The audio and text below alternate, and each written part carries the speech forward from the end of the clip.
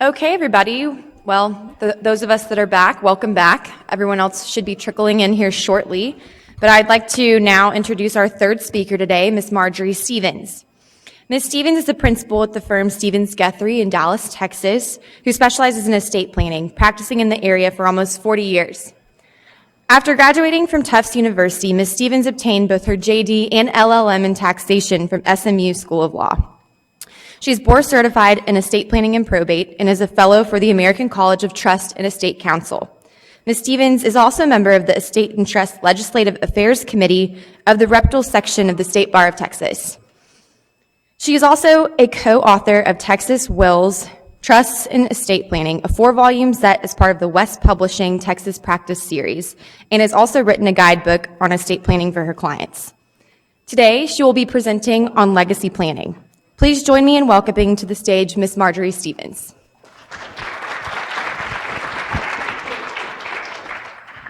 Thank you. Is this working? Can you hear me? When you think of legacy planning and you think of legacies, generally legacy, if you look it up in the dictionary, talks about the receipt of property. And yet, if you talk to your clients about the legacy they want to leave, they will not generally say, we want to leave enough property so our children can be slothful, indolent, drug addicted, worthless. So that legacy really has some more purpose to it than that. They will usually use the words like productive, maybe proactive, maybe creative, maybe the freedom to be whoever they can be, or maybe just happy. So in looking at what we can do to provide our clients and their children with the expected legacy, let's look at what we can learn from the research in psychology, motivation, human development, and family systems. So, does money work? Can you motivate people with money? Some of you may have heard about these incentive trusts that were very popular in the 90s and continue to be so. You pay someone in order to get them to do something. Maybe you just do something like you match their compensation. But there are some that did things like, I'll pay my daughter to stay home and take care of her children $10,000 a month because I think that's a worthwhile thing to do. Maybe she didn't want to stay home and take care of her children like that. But regardless, that's what she has. So let's look. Is money a motivator in business? Think of Encarta, and some of you are too young to remember this, but they developed this encyclopedia online called Encarta. And they paid some of the best researchers to do that. And then they started this little weird thing called Wikipedia, where people didn't get paid anything to do it. Which one is still in existence? Okay, what about motivation? Did I go through that? Yeah. Motivation will decrease the motivation to engage in an activity. They took kids and they had them do these coloring things, and they picked some kids and they said, oh, you're great. And some of them weren't given a reward. Some of them were told they were going to be given a reward. Didn't tell them they were given a reward, but they gave them a reward, and others told them they would be rewarded for drawing. After they finished that experiment, the kids who before drew a lot quit drawing. So the motivation by paying them to draw did not work. But the ones who were in those were not given a reward, or were given a reward but weren't told they were given a reward, they kept drawing. So what about performance? If you pay someone, do they actually work harder and do better? So they went and they did this project in India, and they gave some of them 1 day's wage, some of them 2 weeks' wage, some of them 5 months' wage for doing a project. The ones who were given the most compensation were the least productive. They did much worse than anyone else. So what about creativity? Have any of you ever heard of this candle problem? The candle problem, they gave the individuals they had a wall, and they had a box of thumbtacks, and they had a candle. And they said, attach this candle to the wall. And then what they did is they gave them, one group wasn't paid, one group was paid, and one group was paid extremely well.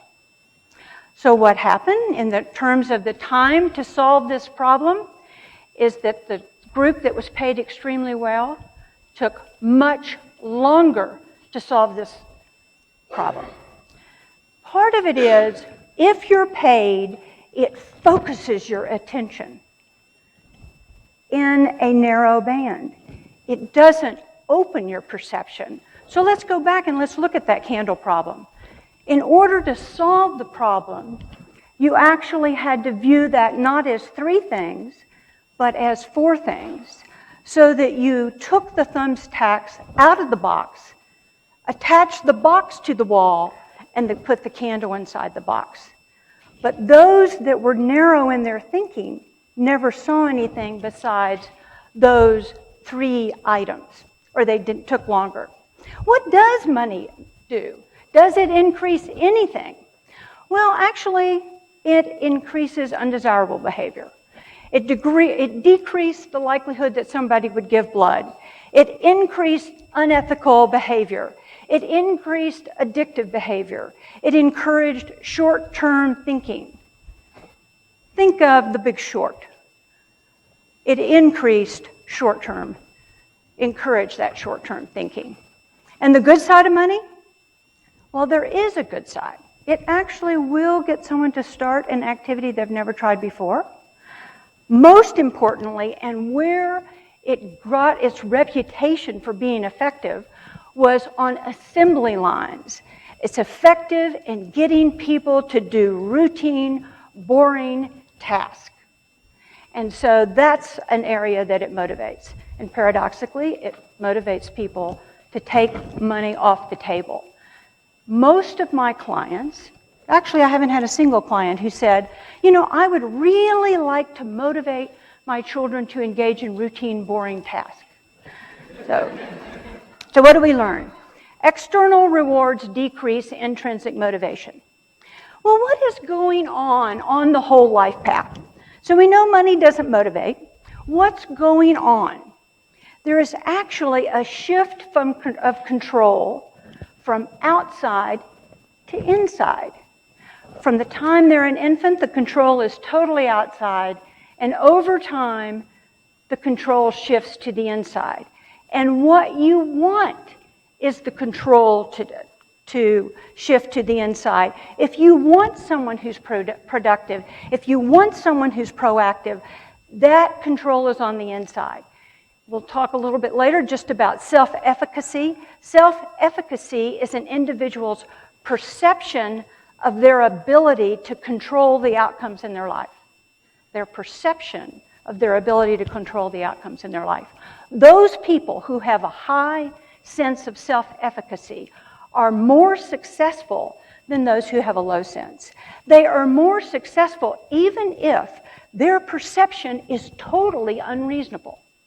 They are much more successful because they will seek that out. So do any of us really, really have control?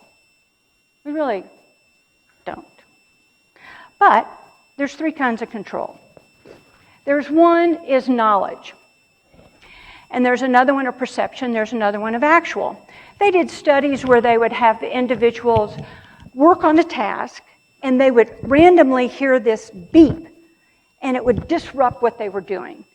Well, those who didn't have any idea, you know, and they all of a sudden started hearing this beep, were very affected by this beep. But the others said, in other studies, they said, you control when you hear this beep.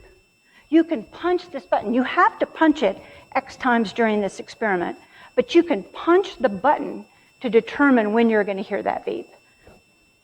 They were not affected very much by the beep because they had total control over when they were going to hear that. This is important when you're looking at what can we do with a child, with a family in transferring wealth and in as they grow older and you want to shift this control to the inside. So what do we know about motivation? We're all motivated. Everyone is motivated. Our motivation drive is the drive, and this research was done in the 50s. I actually took a couple of years off in the early 80s and went back to school in human development, and it was absolutely clear that external rewards decreased intrinsic motivation. And yet, I was seeing all this, never made it into the business community, never made it into the estate planning community. It is now. Our motivation or drive is a drive. This is how we're motivated. Autonomy, competence, relatedness. That sense of self-efficacy that I talked about, the perception of your ability to control the outcomes in your life, is also similarly increased by mastery and autonomy, the drive to autonomy, just like this is. So here we are, facilitating the natural drives of autonomy, competence or mastery, relatedness or purpose.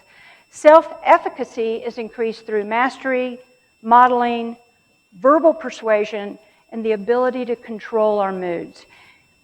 We'll see how these weave through and interrelate and reinforce each other. Self-efficacy was studied on a one-on-one basis so that they would have, an individual would master something. How would you get someone to do that more? Well, they would model another individual. Their relationship with someone who got them, who would use verbal persuasion, that was another one. And the individual's ability to control their moods, and in particular to keep their anxiety at bay.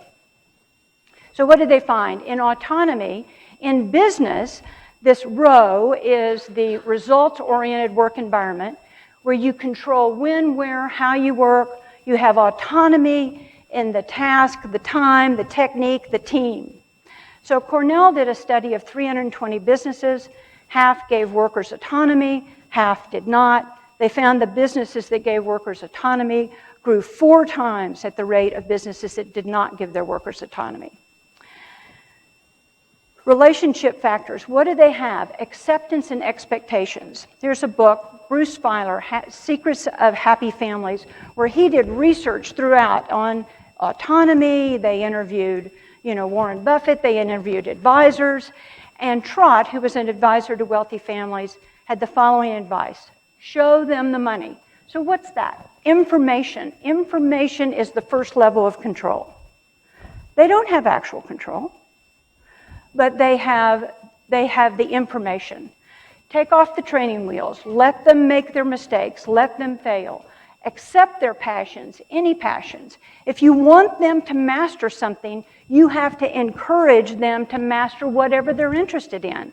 If you say, it's great for you to go to college, but you must major in engineering, you are controlling them. You are narrowing the path. So you need to accept their passions, any passions, and put them to work. They need to be productive from day one. So what is mastery? What does the research show about mastery? Well, Csikszentmihalyi, that's quite a name, did a lot of work on psychology, and he used the beeper test. He wanted to find out, what is it that people really report a lot of satisfaction when they're doing it? Not what do they say when they're sitting in a room and you ask them, but what happens if you put a beeper on them, the beeper goes off, and they tell you what they're doing and how they're feeling. And so he found out that there were certain experiences that were optimal experiences that he called flow, that then they reported being the happiest, the most satisfied. And what was it? It wasn't when they were, eating a bonbon or something like that. It was when they were completely immersed in a task that had a clear set of goals, that had immediate feedback, and was challenging but within their capabilities. that's when they were the most satisfied. That's when they were in a zone. That could also be, it didn't just need to be like a mental task. It could be skiing down a mountain. It could be any number of things. So mastery, Daniel Pink, who did a lot of research, he wrote a book called Drive, and he had a lot of the information about that candle test and all that in his book called Drive. And he found that mastery, it's a mindset. It is, you think of yourself as someone who can. And it's not an innate quality. It is something you can just do. You can gain mastery. It's not you're born with it or without it. You gain mastery. But mastery is not an easy process. It's something different than intelligence. Like this West Point study, they did a study of all the cadets, and they looked at their intelligence, their background, everything, and what they found is that the ones who really were working hard and focused and had this kind of drive were the ones who stayed in and succeeded at West Point, not the ones who were the most brilliant coming in or anything like that. So it's this grit. The violinist study is where they took individuals and they said they had violinists who were good violinists, they had violinists who were teachers, and they had violinists who were virtuosos. And they looked at how many hours did they practice in each of these groups. And it was which group they were in was completely related to the number of hours they practiced. And then they went, well, are there some people in the virtuoso category who were just naturals, who really didn't practice so much, so you got a few of those? Or are there some people in the not-so-goods who practiced a whole lot, but just never made it? The answer was no. No, it was all 100% related to the amount of hours they spent in practice. If success is easy, then it has little effect on you. Have any of you heard about the do-it-yourself studies about people building their own things? And they call it the IKEA factor. You have to build your own furniture without IKEA, and that if you built your own furniture, you valued it much more. Even though you had little problems in it, it was a valuable piece of furniture rather than that thing you just bought off the floor. Mastery is an asymptote. That's the curve that goes like this, so that you never actually master. You just keep getting closer and closer and closer to it. Purpose and relatedness, its effect on business performance. Robert Reich did one on the pronoun test. In businesses, whether they use the words we or they.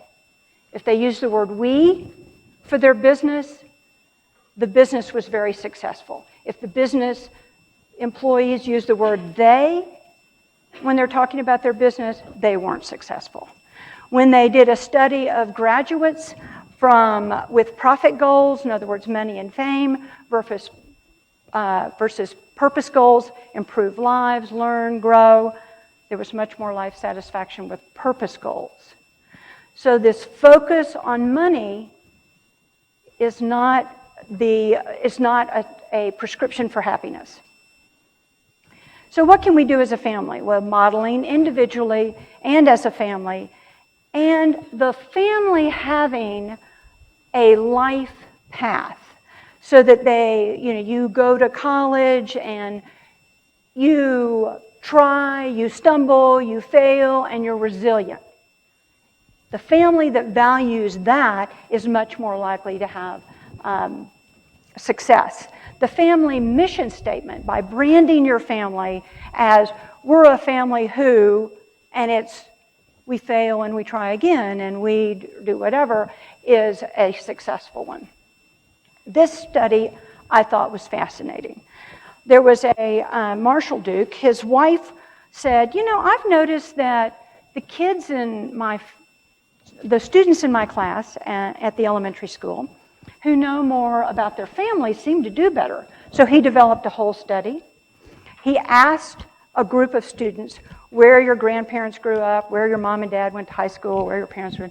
The children that knew the answers to these questions, they had these family stories, they felt themselves sort of in this larger whole, was a better predictor of the children's emotional health and happiness than the children who, the more they knew, the stronger their sense of control over their lives. When you realize people try, people fail, that's the way life is. This guy's an alcoholic, but this guy's a success. You see these life patterns and you're more successful. The higher their self-esteem and the more successfully they believe their families function. Okay, what did we learn? Money doesn't motivate. We're all intrinsically motivated. We can observe, know, encourage, and support. But what if all we want is for our children to be happy? Successful, happy, creative, or we just want their lives to be easier than others? What do we know about these areas? The Perry Project.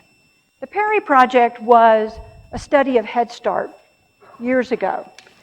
And they thought it was a failure because they had all these kids start Head Start, and then the gains were lost by third grade.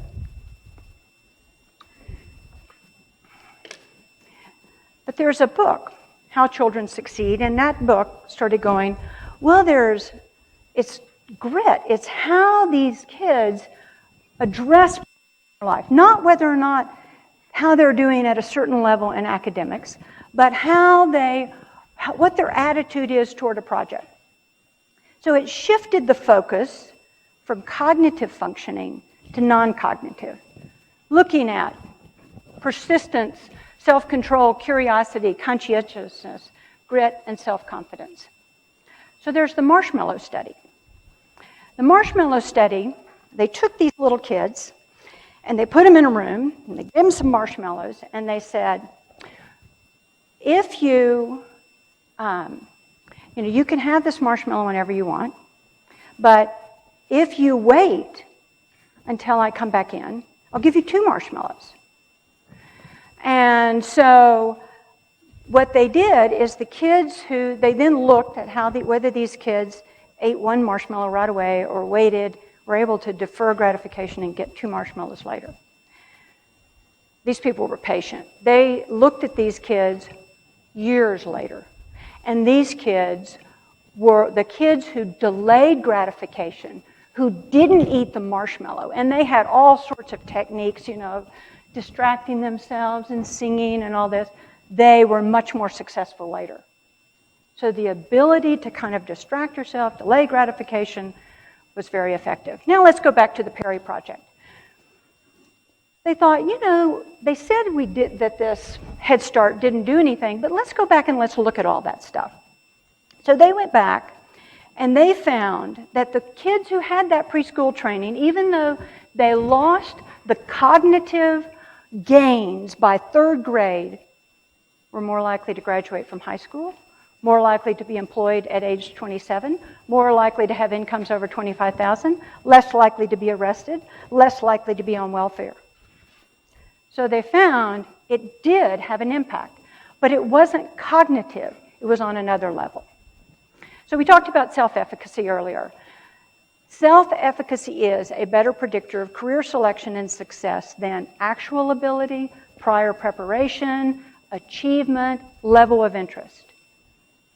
Again, self-efficacy is your perception of your ability to control the outcomes in your life.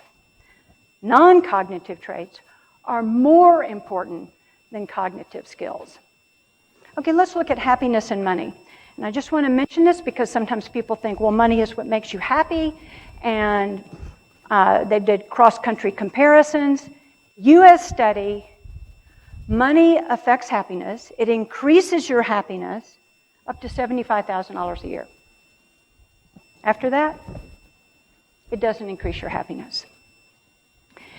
And the mean income, in other words, when 1/3 of the people or higher is 71.5. The median income is $52,000. So $75,000 it is. Now, if you use money to judge whether you're a success, then if you make more money, you'll judge yourself to be more of a success. But that's different than how happy you are. Creativity. Creativity is innately human. Creativity, when you look at what kind of skills we needed 50 years ago, that's the assembly line, that's the money makes a difference, that's the routine, boring task. That's not what we need now. What we need now is creativity. So it's not how do we cultivate it, but how do we keep from destroying it. So creativity is a process that includes the willingness to take risk, feeling okay that you fail, discovery, curiosity, that there's no right or wrong answers, persistence. You cultivate those characteristics to preserve creativity. And I want you to just kind of keep in the back of your mind what families do, what families want for their children, and what they might do to get it. You know, they want to make sure their children are a success. So they may do things to make sure their children are a success that protect them from failure, that will assure a positive outcome. So we'll see a little bit more about that. What's the effect of adversity? We all want to protect our children. We want it to be easy for them. We don't want them to have pain. We don't want them to have any of that. Well, there's the weak and the strong theory of adversity. The weak theory is that benefits can come from adversity. The strong theory is that we must have adversity to grow. So if we are protecting our children from any failure, bailing them out when there's a problem, so that we are saying you can't do it yourself, that stumbling is a problem, that failure is a problem, when it is just the opposite. For creativity, you can solve your problem. You can figure this out. Who cares if you failed? It's how you respond now. So, do we protect at our children's peril? So what happens in adversity? It reveals the hidden strengths and abilities and strengthens our relationships. It changes priorities. But how does that benefit us? Your personality traits are stable. The characteristic adaptations change. You might have different personal goals, defense and coping mechanisms. You might have may affect your values and beliefs, your life choices. But really what it does is it changes your life story. I'm a person who. My son, I remember when he never finished his work. Oh my gosh, he would flunk one thing and do an A in another and then flunk that one the next semester and make an A in this one. It just drove me crazy. And in 3rd grade, his teacher kind of shifted his perspective so that he then said, I'm now a person who finishes what I start. And it was his perception of who he was. There is a difference on the effect of adversity depending on the age. Really young children with significant adversity, we're talking abuse and those kind of things, are more vulnerable and more susceptible to the negative effect of adversity. 15 to 30 seems to be a good time to have adversity and be resilient and develop positively from it. Over 30, you're less resilient. Okay, let's look at this period from 18 to 30. What's going on there? Have you heard people talk about emerging adulthood? Parents say, oh my God, my children from 18 to 30, they're just drifting, they're not doing anything, I don't know what's going on, this is not the way I did it. Well, there was a guy that, Jeffrey Arnett, who decided to study this. And he said, okay, this is what's going on in adolescence. You're struggling between identity confusion, your emerging strength is fidelity, you have significant relationships. Young adulthood intimacy versus isolation, your emerging strength is love, your significant relations are partners in friendship, sex, competition, and cooperation. Is there something in between here that's going on? They're not shifting from the adolescence to young adulthood. So the 5 characteristics that he found, that Jeffrey Arnett found, and he was an emerging adult. He found that he was not going according to this plan of, going through one stage after another, just like Erickson said. So he said, something else is going on with me. Is something else going on with everyone? Is this a life course? So he found that they were exploring what they wanted out of life, that it was a period of instability, that they would explore many options. There was a self-focus. There's this kind of feeling in between. I'm not really a kid, but I'm not quite an adult. And everything seemed possible. So what's going on in society? And this is significant. There is a technological shift. So it's not those manufacturing assembly line jobs. There's a shift from that to service jobs. That requires more education. So you've got to push for more education.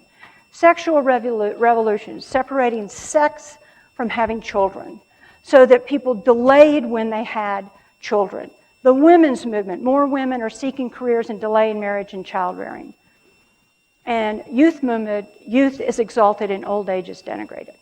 It's interesting, I'm teaching in a estate planning class now, and I had them write a letter to their client, and this guy, one of the students said, I said at the beginning of the letter, you're 60 years old and you're divorced and you've never remarried.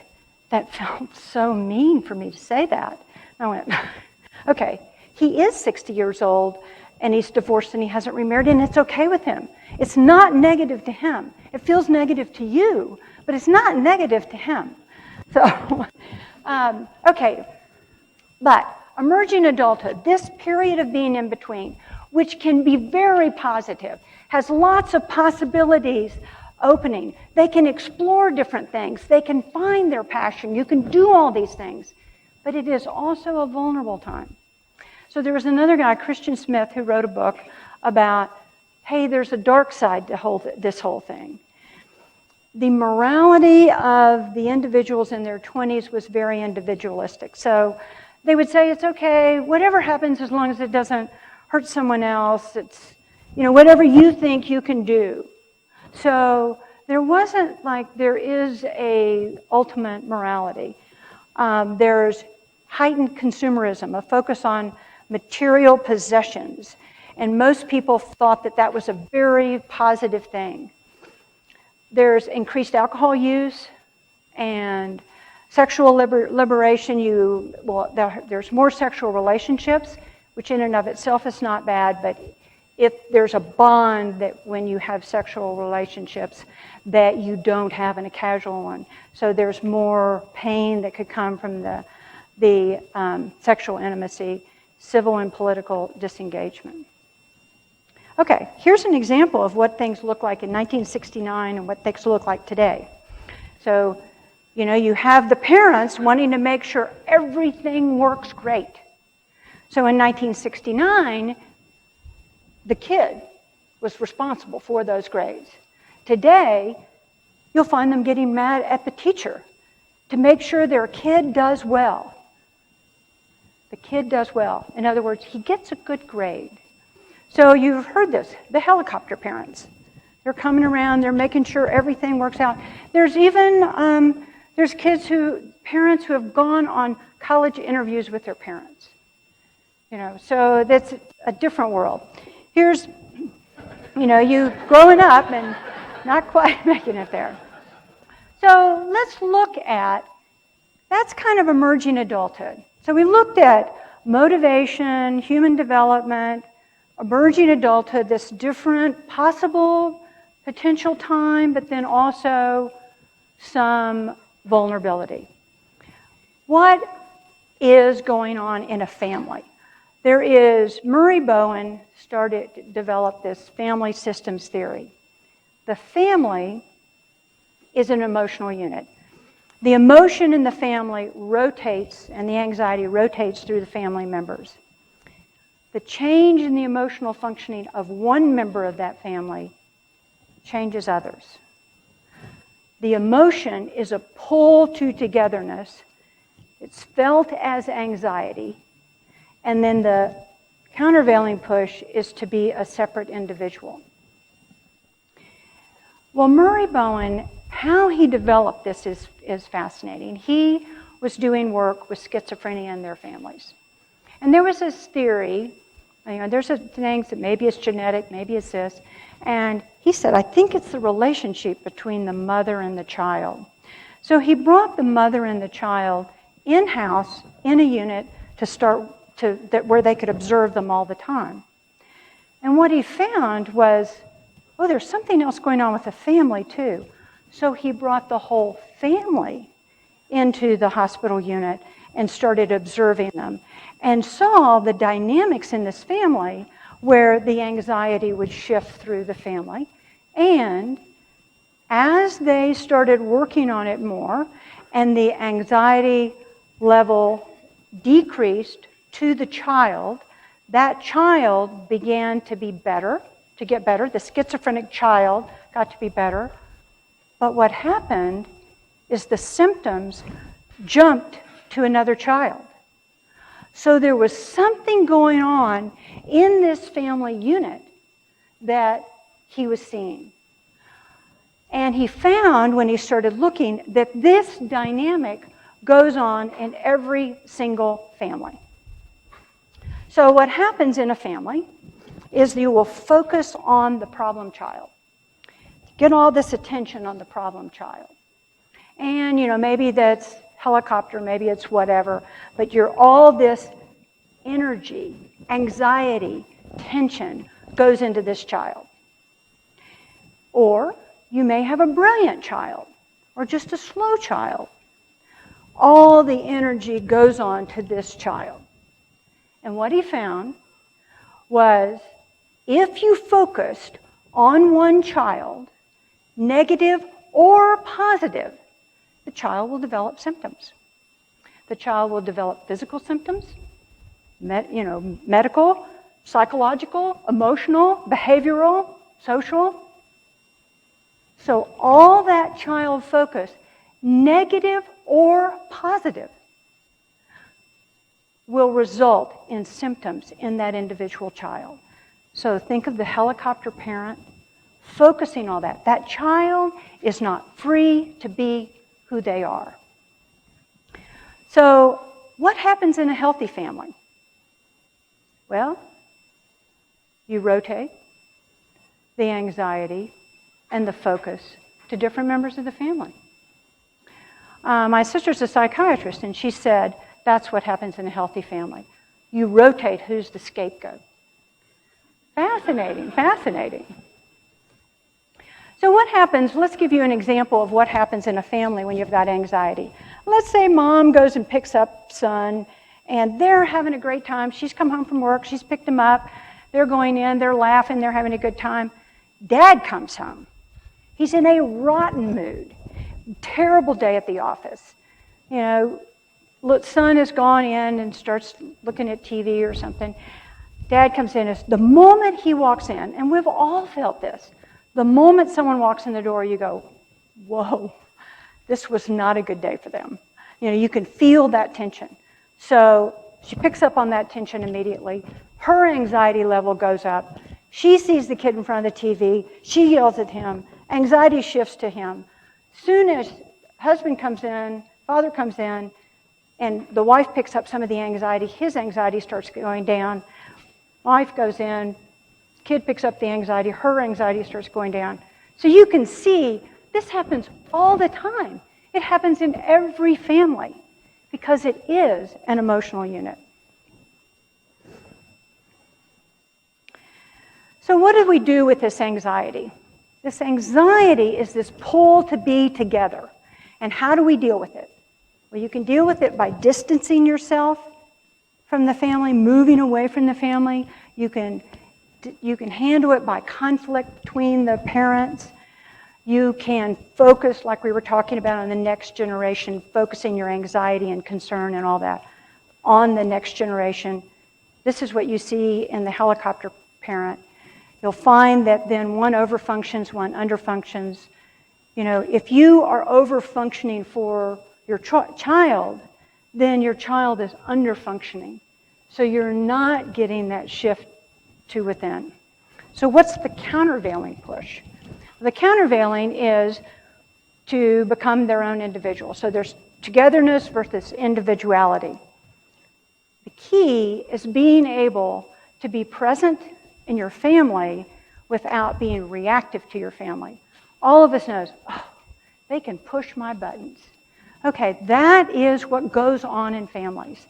And so the individual who actually becomes an individual, develops a sense of differentiation, can be in their family, with the family, without reacting to the emotional process in the family. The actions of the individual are governed by their beliefs and principles. So, what have we learned, or what to do and not to do? Money. Money does not motivate. Can money help? Yes. It can take money off the table, can make them free to be. But it needs to be provided clearly, openly, and without strings. Parents want to control their clients, to make them happy, to make them productive, to gain that. But you can't do it that way. You have to be open, you accept them as an individual, and you don't have strings. Can money hurt? Yes. When you use it as a carrot, when you bail them out so that they don't learn resilience, or you prevent them from learning from their mistakes. Mastery. What do you want to do? You want to encourage mastery of anything. Encourage all passions. Family myths, modeling, and life stories. We know that the more they know about the family, the better they do. Brand your family, develop an identity, provide a framework for life, and then let it change. Let them have their own development. And when you do, let them go. Let them go. No carrots, no sticks. Let them go. Relationships are key. It is accepting the person for who they are. You have to get the person. Observe your child, know your child, recognize everything, talent, struggles, successes, failures, coping efforts, strategies. Reflect back and encourage. Allow failure, reflect back, and encourage. Encourage self-awareness and what affects their mood, study habits, everything. Be emotionally supportive, but don't let them solve their own problems. In estate planning, we end up having this situation where we have people coming in our office, they want to put a provision in the trust, they want to say, this will make my kids productive. But what they really need to do is to let their kids go, develop who they are. If you're going to do a trust, you want to shift the control to them. You do not want to keep the control outside them, manipulating them for years and years and years. I'm going to close with one story. I had a client come in to me who said he heard that I knew I'd done stuff on incentive trust, and he said, so I've really thought about this, and I want to motivate my children. And I said, well, okay, I've done stuff on incentive trust because I don't think they work. And he went, oh, I know. So I read this first page of his thing.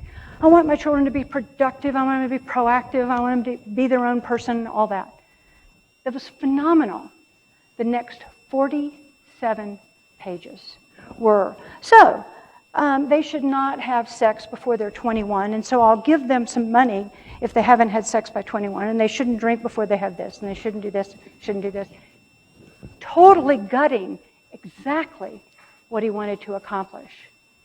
So having the family, having the client understand that this kind of control is not effective, but their relationship, their emotional support, and letting them fail, not bailing them out, is huge. Thank you.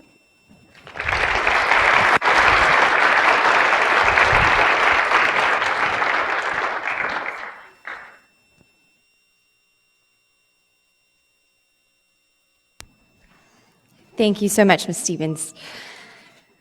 Our fourth speaker today is Ms. Catherine Schraegle.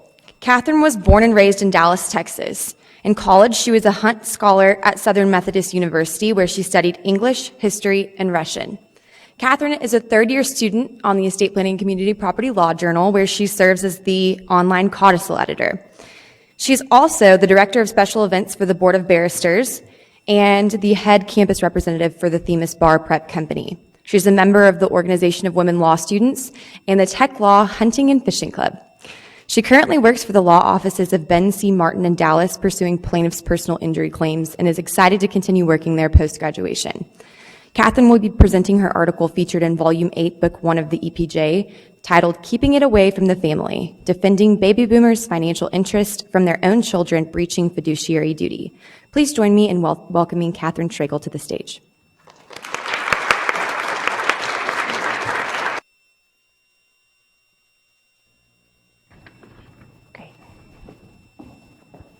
All right, like Ashley said, whoa, this is really loud. Thank you guys so much for coming here today on behalf of the entire EPJ. I want to tell you guys a little bit about why I chose to write on this topic. As most of you know, our comment writing process is very long and strenuous, and you're kind of married to this thing for about 6 months. So if it's not something that you're interested in, you might not write as engaging or exciting a paper as you would want.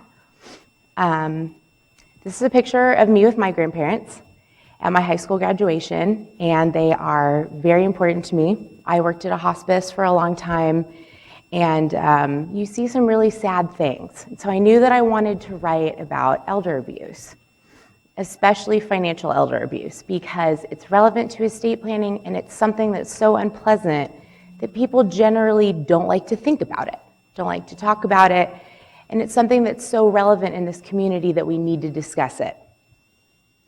In 2029, all of the baby boomer generation will be at least 65 years old. That's coming up very quickly, very rapidly, and that gives us all a huge client base to work with. Elder abuse includes not only emotional and physical abuse, but also financial abuse. And according to a study done by the AARP, 60% of elder abuse cases involved one of the elder's children, adult children. So there are a couple different forms of elder abuse that I chose to discuss in my comment. Since everyone in here is in the estate planning field, I'm just going to gloss over that very quickly. Obviously, breach of fiduciary duty explicitly is the most obvious. You could do this could be accomplished through an unauthorized transfer of assets. A child is taking care of their parents' financial needs, bank accounts, trusts, retirement plans, and they think, oh, well, this is okay. Like, my parent gave me discretion. I'm just going to use a little bit of this. There was a case in Texarkana where a woman bought a brand new Suburban with some proceeds from her parents selling their house that were in their safety deposit box, because she thought, well, I need this for transporting all this equipment around. My mother's in a wheelchair. And you really, that's illegal. You cannot do that. Intentional breach of fiduciary duty, or as Professor Beyer would say, an evil act by a child, intentionally saying, well, I really think I deserve to go on a cruise, so I'm taking all of this money with me. That's obviously that. And then negligent misuse of funds. You think you're doing the right thing.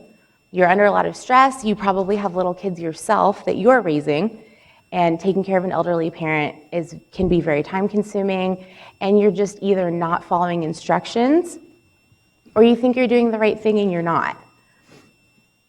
Breach of confidential relationship is also a topic that I discussed. And in Texas, as many of us know, this is a very tricky area, because this can either be a question of fact or a question of law. So depending on the specific facts of the situation, this could either be a judge or a jury question. But factors in Texas usually involve reliance of the principal, the parent, on the agent, the adult child. The Texarkana case was called Gray versus Sangray. So the daughter in this situation was unjustly enriched She bought a house in her name for her mother because her mom didn't have a good credit score. The mother made all the payments to the daughter, and the daughter had contracted to transfer the deed to the mom as soon as she had finished making the payments. So the daughter, by the time the mother had finished paying off the house, the daughter was taking care of her mom, was managing her bank account and her assets, was driving her to doctor's appointments. And the daughter thought, you know what, I've earned this. I'm keeping this house. My husband and I are going to rent it out.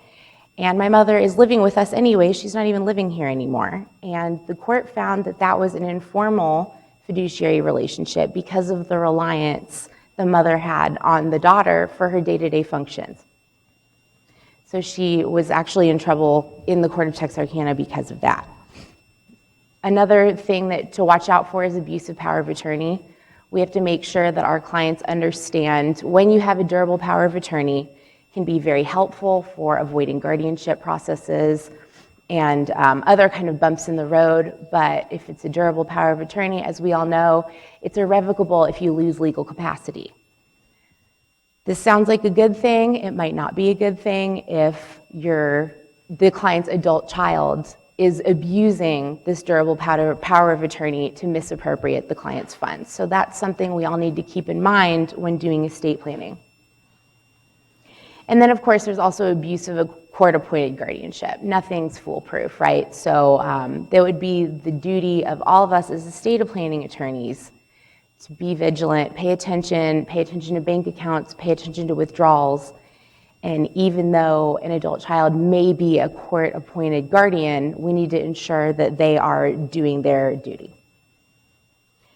Other states use other factors, so if you are also practicing in another state, you might want to look up some of those, and I discussed Mississippi and Carolina and a few other things in my comment.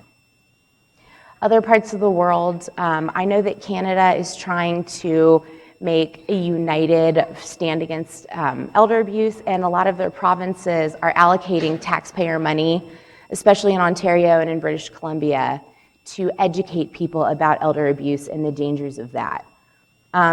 For example, a case that happened in British Columbia was a daughter was managing her father's estate while he was very, very terminally ill. He had brain surgery, and they didn't think he would survive the surgery, and she spent his entire estate.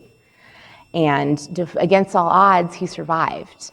And in the end, he had to track down his own daughter just so he could have money to get somewhere to stay. Canada hasn't criminalized elder abuse yet, especially not financial elder abuse, but they're looking into doing so. In the United Kingdom, they have a little bit more pointed of a response system. Any professionals, asset management professionals in the UK that suspect elder abuse are actually allowed to notify their bank.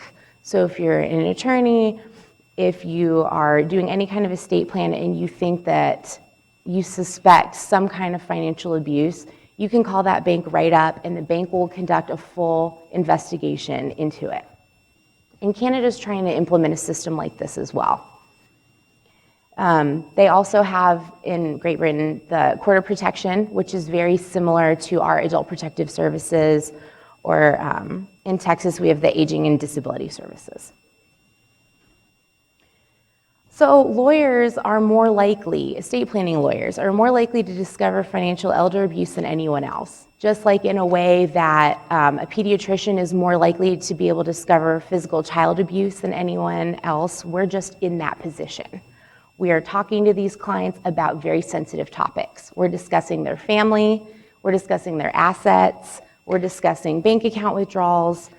So we're in just a very unique situation to do that. Red flags to look for when your clients come into your office: dramatic budget increases, large account withdrawals, signatures on checks that don't look like your client's handwriting. Also to keep in mind, if a child moves in with a parent and the parent is covering some or all of the child's expenses, you just need to make sure that the parent is doing this because they want to, not because their child is somehow forcing them to. So to educate your clients, make sure they understand a durable power of attorney and that things could go south if they cannot, if they're irrevocable and some undue influence is happening. make them understand confidential relationships, what a fiduciary duty is. It's kind of taxing to explain to people. It's boring. They might not want to talk about it, but you need to emphasize how important that is.